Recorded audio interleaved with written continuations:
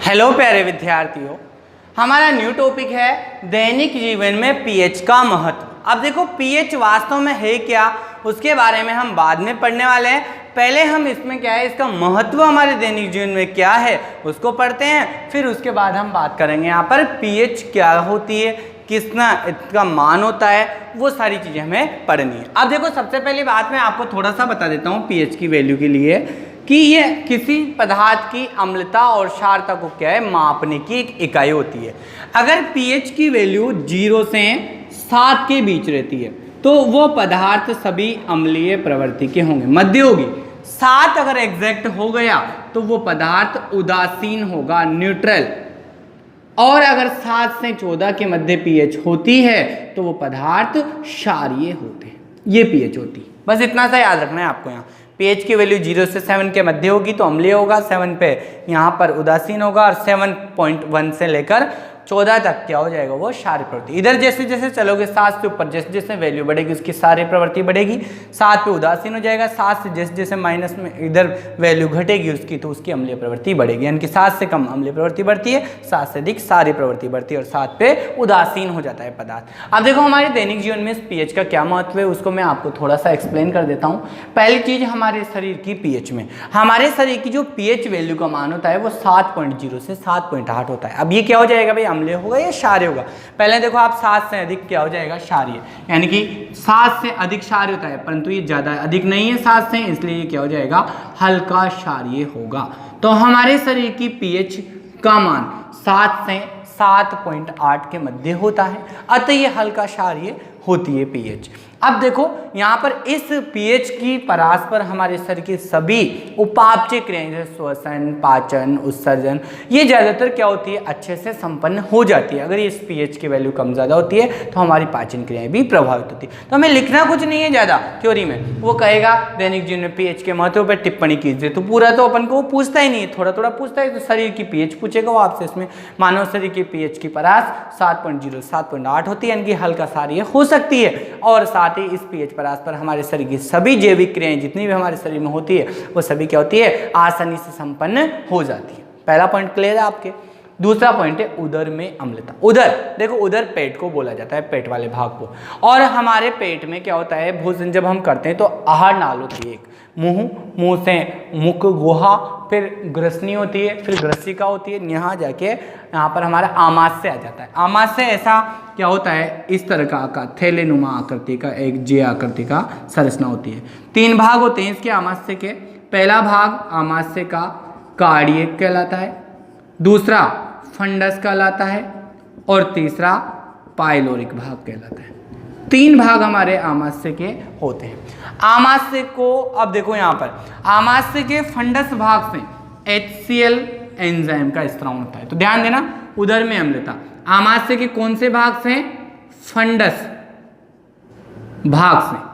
Funds आमाशय का भाग है, फंडस भाग से क्या होगा, HCl का स्त्राव होता है,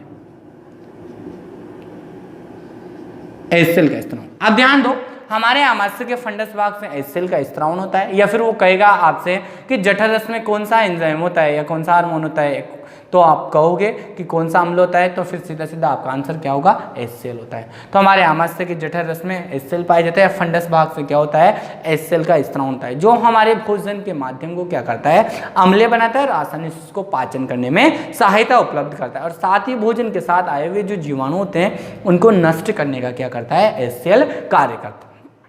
अब ये बिना किसी आमाशय को हानि पहुंचाए, आमाशय को किसी तरह की हानि नहीं पहुंचाता, क्योंकि आमाशय की जो दीवारें होती है वो श्लेष्मा से चिकनी परत होती है जिससे आश्रित होती है, जिसके कारण ये HCl एंजाइम यहाँ पर क्या होता है, आमाशय की दीवारों को हानि नहीं पहुंचाता है। अगर कभी कभी क्या होता है, बाय द वे शरीर में HCl की मात्रा बढ़ जाती है, तो ज़्यादा बढ़ जाने से क्या होता है, दीवारों पर, आमाशय की दीवारों पर अम्ल होता है। अम्ल अगर गिर जाता है या टच होता है तो घाव पटक देता है। तो यहाँ पर HCl क्या होता है, हमारे आमाशय की दीवारों पर क्या होता है, घाव उत्पन्न कर देता है, जिससे आमाशय में छाले हो जाते हैं और अपच की शिकायत हो जाती है। अतः इसके उपचार के लिए यहाँ पर मिल्क ऑफ मैग्नीशिया, कल आया था आपके मिल्क ऑफ मैग्नीशिया, बताया था मैंने, मिल्क ऑफ मैग्नीशिया। किसको जाना जाता था मिल्क ऑफ मैग्नीशिया के नाम से, MgOH2, मैग्नीशियम हाइड्रोक्साइड को मिल्क ऑफ मैग्नीशिया के नाम से जाना जाता था। हो गया, तो इसका उपयोग फिर किया जाता है। अब आगे देखो, थर्ड आता है हमारा दंत क्षय। सामान्य रूप से हमारे दांत होते हैं ना, इस दांत पे कठोर आवरण पाया जाता है कैल्शियम फॉस्फेट का, जिसे इनेमल के नाम से जानते हैं। तो आपसे वो पूछेगा कि हमारे दांतों का इनेमल किस पदार्थ से बना होता है? कैल्शियम फॉस्फेट से। दांतों का जो कठोर आवरण होता है ऊपर का, वो क्या होता है? कैल्शियम फॉस्फेट से बना होता है, जिसे हम इनेमल के रूप में जानते हैं। ये इनेमल क्या होता है? सबसे शरीर का सबसे कठोरतम पदार्थ होता है। अब नॉर्मली क्या होता है, जब हम भोजन करते हैं तो भोजन से के साथ क्या होता है, कुछ जीवाणु रहते हैं जो उस भोजन को क्या कर देते हैं, यहाँ पर जब उसका अपघटन करते हैं तो अम्ल उत्पन्न करते हैं। जैसे आप कभी दूध पी के नाइट के टाइम पे सोते हो और पानी मत पियो तो थोड़ी देर बाद मुंह खट्टा खट्टा हो जाता है, क्योंकि दूध में लैक्टिक अम्ल होता है, तो वो लैक्टिक अम्ल में बदल जाता है बैक्टीरिया की सहायता से, तो खट्टा आ जाता है। तो वो क्या होते हैं, जीवाणु उसको यहाँ पर हमारे अम्ल में परिवर्तित कर देते हैं। अम्ल में परिवर्तित हो जाने के कारण क्या होता है, हमारे दांतों को वो अम्ल धीरे धीरे क्षयित करने लगता है, संसारित करने लगता है, नष्ट करने लगता है इनेमल को। तो इसे ही हम दंत क्षय के नाम से जानते हैं। अब देखो इससे कैसे बच सकते हैं, बचाओ पूछ ले वो आपसे। तो इससे हम बचने का एक ही उपाय है बेटा, इससे बचने का मुख्य उपाय है कि हम भोजन करने के बाद ब्रश करें, अगर अच्छे से साफ करें तो दंत क्षय से हम बच सकते हैं। अगला आता है कीटों का डंक। आपको ये अच्छे से पता है, मैंने आपको आगे भी बताया था। यहाँ पर कीटों का डंक, चींटी और मधुमक्खी के डंक में आपको पता है, एक तो चींटी व दूसरा मधुमक्खी। चींटी एवं मधुमक्खी के डंक में मेथेनोइक अम्ल पाया जाता है।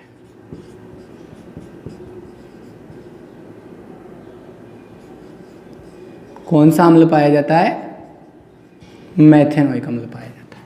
तो चींटी और मधुमक्खी के डंक में मेथेनोइक अम्ल पाया जाता है। तो ये भी क्या है, यहाँ पर इनकी रक्षा के लिए क्या होता है, उपयोग किया जाता है। जैसे चींटी है, मधुमक्खी अपनी स्वयं की सुरक्षा के लिए, कोई व्यक्ति अगर परेशान करता है किसी भी तरह से, तो स्वयं की सुरक्षा के लिए क्या होता है, वो डंक मार देती है। डंक में मेथेनोइक अम्ल होता है। इससे व्यक्ति जब वो हमारे शरीर में जाता है तो क्या करता है, जलन उत्पन्न करता है, सूजन उत्पन्न करता है, जिसके कारण क्या होता है, ये अपनी सुरक्षा करती है। इनके भी दैनिक जीवन में क्या है, इनका एक उपयोग होता है।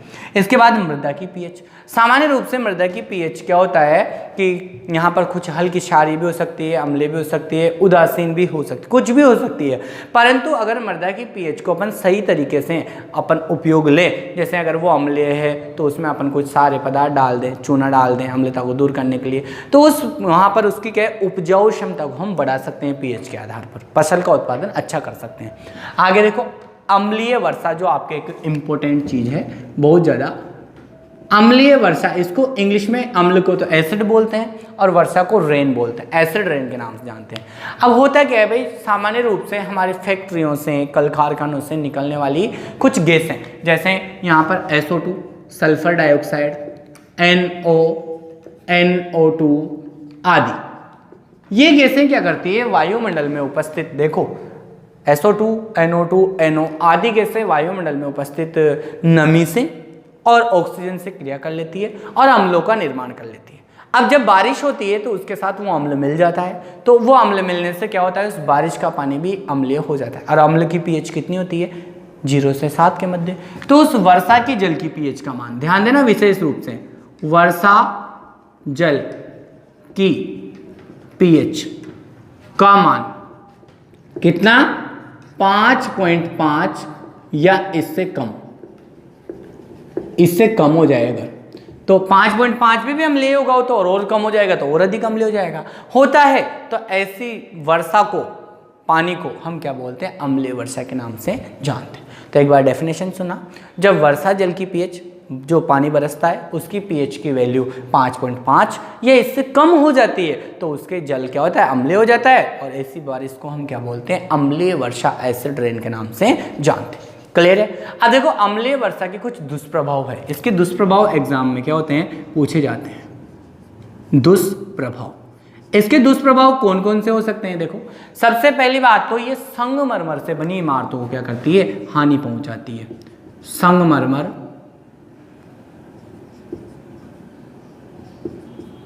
को हानि पहुंचाती है, पहली चीज। दूसरी, लोहे पर जंग लगना, जंग लगना, और भूमि की उर्वरकता कम करना। भूमि की उर्वरकता कम होती है। 3 मुख्य रूप से इसकी क्या है, हानि है। तो देखो अम्लीय वर्षा जब होती है तो अम्लीय वर्षा का एक यहाँ पर अम्लीय वर्षा संगमरमर से जो बनी हुई सुंदर इमारतें होती है उनको क्या करती है, हानि पहुंचाती है। इसका एक लेटेस्ट एग्जांपल है आगरा का ताजमहल। आगरा का ताजमहल एक अपनी अनोखी दृश्य और सुंदरता के कारण क्या है, फेमस है। परंतु क्या हो रहा है, उसके दिल्ली वाला जो एरिया है उस एरिया में अधिकतम फैक्ट्रियाँ हैं, फैक्ट्रियों से गैसें निकलती है, इन गैसों से वहाँ पर अम्लीय वर्षा होती है, जिसके कारण उस संगमरमर का जो चमकीला पत्थर है वो धीरे धीरे पीला पड़ता जा रहा है, यानी कि उसकी चमक कम हो रही है, जो क्या है यहाँ पर अम्लीय वर्षा का एक लेटेस्ट एग्जाम्पल है। तो ये संगमरमर से बनी हुई इमारतों को क्या करता है, उनकी चमक को कम करता है, उनको शरित करता है, नष्ट करता है, उन्हें नुकसान पहुंचाता है, पहला दुष्प्रभाव। दूसरा, आप जानते हो लोहा या कोई भी रेलिंग, बड़े बड़े जो पुल बने हुए होते हैं कहीं पे लोहे के, उन पे अम्लीय वर्षा के कारण क्या होता है, जंग लगना प्रारंभ हो जाता है, धीरे धीरे वो संसारित होता है, नष्ट होने लग जाता है। तो अम्लीय वर्षा लोहे और लोहे से बने रेलिंग, पुलों आदि को क्या करती है, यहाँ पर जंग लगने से या संक्षारित करती है, जिससे क्या होता है, उनका नुकसान होता है। इसके अलावा भूमि की उर्वरकता, ज़्यादा अम्लीय वर्षा होने से भूमि की अम्लीय मात्रा बढ़ जाती है, उसमें फसल का उत्पादन क्या होता है, कम हो जाता है, यानी कि उर्वरकता कम हो जाती है, तो ये इसका नुकसान है। अब मैं आपको एक बार फास्ट रिवाइज करवा देता हूँ। देखो 1.5 पेज की वैल्यू है, तो क्या है, अपन को यहाँ पर टाइम नहीं लग रहा क्योंकि समझना ही तो है। सबसे पहले दैनिक जीवन में पीएच का महत्व। दैनिक जीवन में पहला शरीर की बात करें तो हमारे शरीर में क्या उतना होता है, 7.0 से 7.8 के बीच हमारी पीएच की वैल्यू होती है। इसी पीएच पर आसपास हमारे शरीर की सभी जैविक क्रियाएं, श्वसन, पाचन, उत्सर्जन, जनन, वो क्या होती है, संपन्न होती है। पहला हो गया। दूसरा, उदर में अम्लता।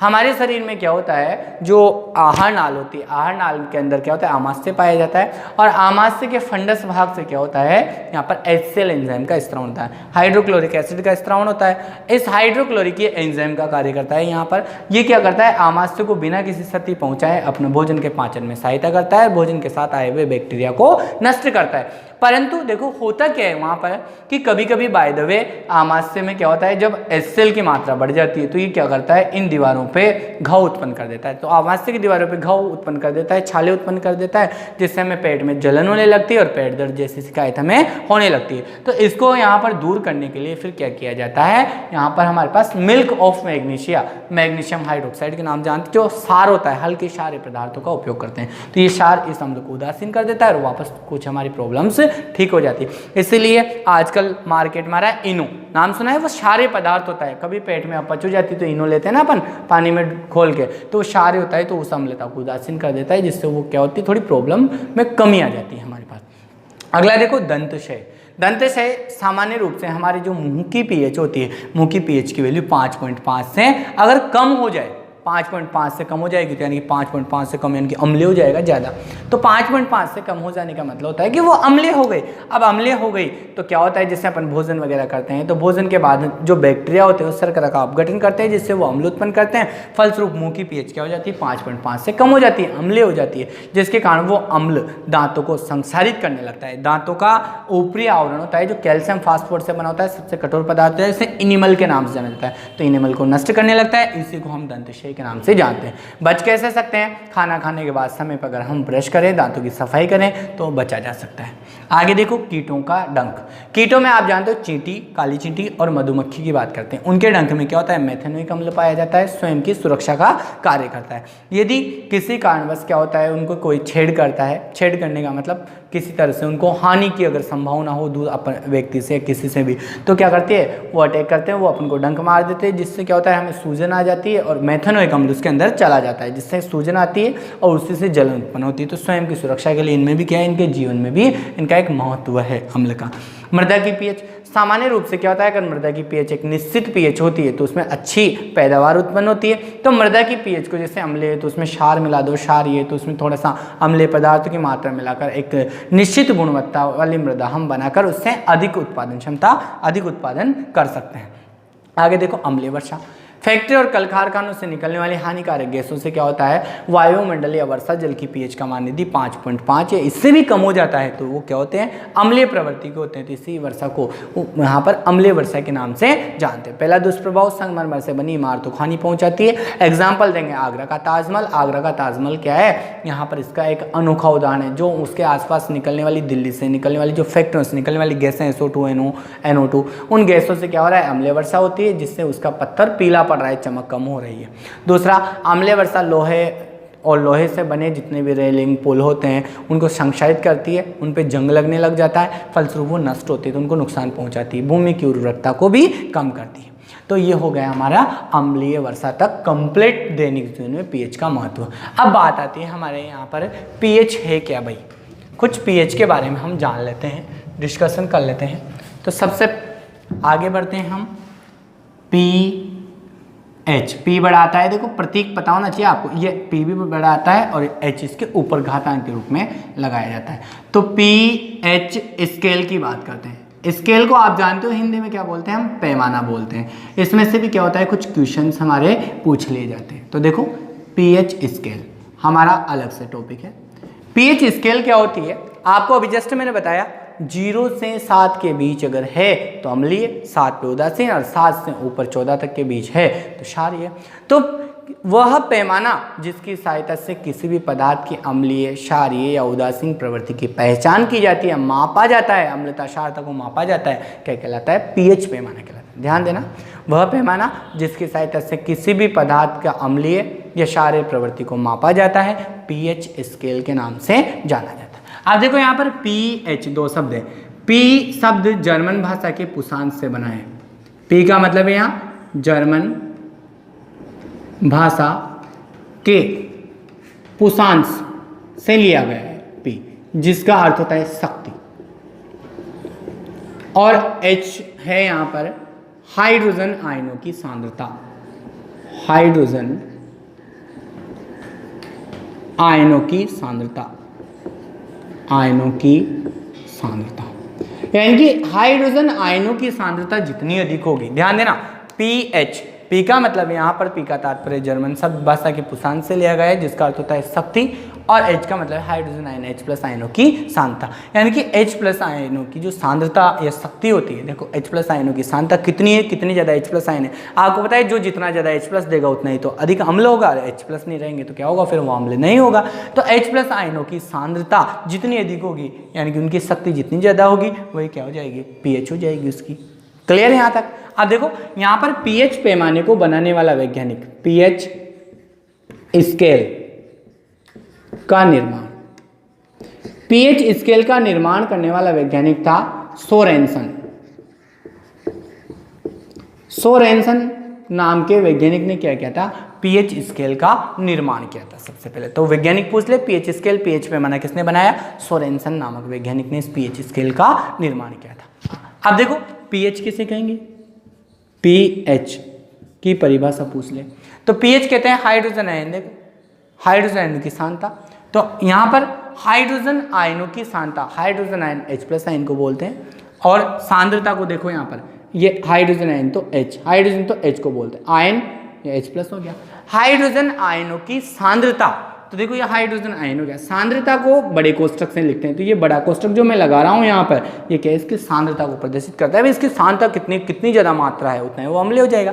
तो H प्लस आयन यानी कि हाइड्रोजन आयनों की, बड़ा कोष्टक का मतलब सांद्रता की ऋणात्मक लघु गणक को, तो लघु गणक होता है लॉग, लॉगरिथम जो आपके गणित में आएगा log 10, log 10 से लिखते हैं। तो लघु गणक कौन सा, ऋणात्मक लघु गणक, उसी को हम क्या कहते हैं यहाँ पर पीएच के नाम से जानते हैं। तो पीएच हो जाएगा, ये पीएच की डेफिनेशन हो जाएगी हमारे पास। तो ध्यान देना, H प्लस यानी कि हाइड्रोजन आयनों की, बड़ा कोष्टक का मतलब सांद्रता के ऋणात्मक लॉगरिथम को, लघु गणक को, हिंदी में लघु गणक, इंग्लिश में लॉगरिथम को बराबर क्या है, पीएच कहते हैं। खत्म, ये तो पीएच की डेफिनेशन। तो आपसे अगर वो पीएच की पूछे तो पीएच की लिखनी है, पीएच स्केल की पूछे तो पीएच स्केल की, कंफ्यूज नहीं होना। हाइड्रोजन आयनों की सांद्रता के ऋणात्मक लघु गणक या लॉगरिथम को बराबर पीएच के नाम से जानते हैं। पीएच स्केल वह पैमाना जिसकी सहायता से किसी पदार्थ की अम्लता या क्षारता को मापा जाता है, वो पीएच स्केल कहलाती है। क्लियर। अब देखो यहाँ पर सामान्य रूप से जब किसी पदार्थ को जल में घोला जाता है तो आप जानते हो कोई भी अम्ल है जल में डालते हो क्या देता है, H+ आयन देता है। तो वो H+ आयन मैंने आपको बताई थी एक अभिक्रिया, ये जैसे जल है, जल में कोई भी अम्ल क्या करता है, H+ आयन देता है। ये H+ आयन को ये क्या कर लेता है, यहाँ पर H2O ग्रहण कर लेता है, क्या बना लेता है, H3O+ बना लेता है। इसे हम हाइड्रोनियम आयन बोलते हैं, हाइड्रोनियम आयन बोल रहे हैं, यानी कि अम्ल क्या रहता है हमेशा हाइड्रोनियम आयन के रूप में। ये क्या करेगा, ऑक्सीजन इस H+ को ग्रहण करेगा तो H2 तो था ऐसे ही, H3 हो जाएगा और ऑक्सीजन पे उदासीन था, ये प्लस चार्ज इस पे आ जाएगा तो ये H3O+ हाइड्रोनियम आयन के रूप में H+ रहता है, स्वतंत्र नहीं रहता है। तो देखो इसको हम कैसे लिख सकते हैं डेफिनेशन को, देखो pH बराबर -log 10, H+ की जगह आप क्या लिख सकते हो, H3O+, क्योंकि हाइड्रोजन H+ के रूप में नहीं रखकर H3O+ के रूप में रहता है। तो हम कहेंगे हाइड्रोनियम आयनों की, ध्यान दो H3O क्या है, हाइड्रोनियम आयन, हाइड्रोनियम आयनों की सांद्रता, ये सांद्रता होगी के ऋणात्मक लघु गुणक को भी क्या कहते हैं, pH के नाम से जानते हैं। क्लियर यहाँ तक। अब देखो यहाँ पर pH की कुछ वैल्यूज होती है जो हम यहाँ पर पढ़ते हैं। देखो pH को ज्ञात करने के लिए हमें 3 चीजें मैंने आपको पहले ही बता दी, आपको 3 कंडीशन अप्लाई करनी है, फर्स्ट, सेकंड और थर्ड। क्या क्या है, देखो फर्स्ट सेकंड थर्ड में अपन को कुछ नहीं करना है। एक तो जिसकी pH 0 से 7 के मध्य हो वो चीज बतानी है, 7 पे बतानी है और 7 से अधिक बतानी है। तो अगर pH का मान कितना हो आपके पास, देखो कम हो 7 से, देखो यहाँ pH का मान, देखो यहाँ 7 की वैल्यू अधिक है, चिन्ह जिधर खुला रहेगा उसकी वैल्यू अधिक, यानी कि 7 जो है उससे क्या है, यहाँ पर pH क्या हो, देखो कम है, pH का मान देखो इधर ये बंद है तो कम है। तो आप अगर ये नहीं आया आपके समझ तो आप सीधे सीधे लिख pH का मान 7 से कम है। तो अगर pH की वैल्यू 7 से क्या है, कम है, तो कम है हो तो विलयन कौन सा हो जाएगा, हो तो pH की वैल्यू 7 से कम है, तो मैंने आपको थोड़ी देर पहले बताया था 7 से अगर कम रहता है, pH 0 से 7 के बीच रहता है तो अम्लीय, तो विलयन अम्लीय होगा। क्लियर। दूसरा देखो pH अगर 7 हो तो pH = 7, pH किसके बराबर 7 हो तो विलयन आप जानते हो कौन सा हो जाएगा, तो विलयन होगा हमारे पास एकदम उदासीन, न तो अम्लीय होगा न क्षारीय होगा, ये चीज आपको याद रखनी है। और अगर आपकी pH की वैल्यू कितनी हो, अधिक है, pH का मान देखो इधर खुल रहा है, अधिक है, किससे, 7 से, हो तो विलयन, ध्यान देना, हो तो विलयन क्या हो जाएगा, 7 से ज्यादा रहती है, 7 से 14 के बीच तो विलयन होता है हमारा क्षारीय, तो विलयन कौन सा हो जाएगा, क्षारीय प्रवृत्ति का होगा। क्लियर यहाँ तक। अब देखो ये सारी चीजें हमने समझ ली। अब समझने के बाद देखो यहाँ पर आती है उदासीन विलयन के लिए pH की वैल्यू। देखो अब उदासीन विलयन के लिए जो pH की वैल्यू है वो हमें ज्ञात करनी है। तो ज्ञात करनी है तो देखो कुछ नहीं करना, कितनी होती है आपको पता है, उदासीन है तो 7 होती है, कैलकुलेट करके अपन को निकालना है। तो किसी भी हम कहेंगे यहाँ पर लैंग्वेज में, देखो किसी भी उदासीन विलयन के लिए उसकी जो pH की वैल्यू होती है वो कितनी होती है, 7 होती है। और यहाँ पर किसी भी उदासीन विलयन में H+ और OH- आयन की सांद्रता, ध्यान देना, H+ आयन की सांद्रता, H+ आयन ये बड़ा कोष्ठक का मतलब सांद्रता, व OH- आयन, OH- आयन और सांद्रता को बड़े कोष्ठक में वो कितनी होती है, देखो 1 × 10⁻⁷ मोल प्रति लीटर होती है। ये चीज आपको याद रखनी है। किसी भी उदासीन विलयन है, उदासीन विलयन में H+ आयन की सांद्रता व OH- आयन की सांद्रता दोनों कितनी होती है, 1 × 10⁻⁷ मोल प्रति लीटर होती है। सांद्रता का मात्रक है मोल प्रति लीटर, अगर आपसे पूछ लिया जाए। अब देखो यहाँ पर अपन को उदासीन विलयन के लिए pH निकालनी है, तो pH = आप जानते हो pH बराबर क्या होती है, H+ आयनों की, सबने पढ़ा है, H+ आयनों की सांद्रता के ऋणात्मक लघु गुणक को क्या कहते हैं अपन, pH कहते हैं। अब यहाँ पे क्या करोगे आप, H+ आयनों की सांद्रता या OH- आयनों की सांद्रता, और यह भी लिख सकते हो क्योंकि दोनों की जरूरत नहीं, योग कोशिका भी निकाल सकते हो आप। तो क्या हो जाएगा यहाँ पर, देखो यहाँ पर H+ आयन की सांद्रता कितनी लिखोगे, 1 × 10⁻⁷, तो pH = हमारे पास आ जाएगी -log 10। H+ आयन की सांद्रता हम लिख सकते हैं 1 × 10⁻⁷ मोल प्रति लीटर। मोल प्रति लीटर मात्रक होता है, यहाँ लगाने की जरूरत नहीं है, वहाँ लगाई दिया आपने। अब देखो अपन को ये सोल्व करना है, तो इसके वैल्यू pH की वैल्यू कितनी लानी है अपन को, 7 लानी है उदासीन विलयन के लिए, क्योंकि उदासीन विलयन में क्या रहेगा, जल में H+ और H- जिसकी कितनी होती है, इतनी होती है, तो अपन को 7 लानी है, इतनी आयनों की सांद्रता होती है, तो इस सांद्रता के आधार पर pH की वैल्यू निकालनी है। तो pH की वैल्यू निकालने के लिए अपन क्या करेंगे, pH बराबर H+ आयनों की सांद्रता की ऋणात्मक लघु गुणक को pH कहते हैं, अपन जानते हैं। तो pH = H+ आयनों की सांद्रता और इसकी कितनी होती है, इतनी होती है, तो अपन ने रख दिया। अब देखो इसको गणित को एक सोल्व करने का तरीका होता है, ये जब इसको सोल्व करेंगे तो ये 10⁻⁷ जो -7 है, ये -7 पावर को मैं इधर ले लेता हूँ, तो पावर को इधर लूंगा तो हमारे पास हो जाएगा pH = ये माइनस की ना पावर जब ये आगे आती है, यहाँ पर log के आगे जब भी लिया जाता है इसको, ये देखो एक तरीका होता है जो आपके यहाँ नहीं आता है, बड़ी क्लासों में आता है, जब इसको आगे लेंगे तो माइनस वाली वैल्यू प्लस में हो जाएगी, तो +7 हो जाएगा, ये तो हो गया। अब बचा क्या आपके पास, देखो log, ये प्लस में हो गया है, तो ये माइनस प्लस हो गया, प्लस आ गया, अब log 10 और इसके अंदर ये 10 बचा, तो ये 10 और 10 की पावर 10 ये होगा।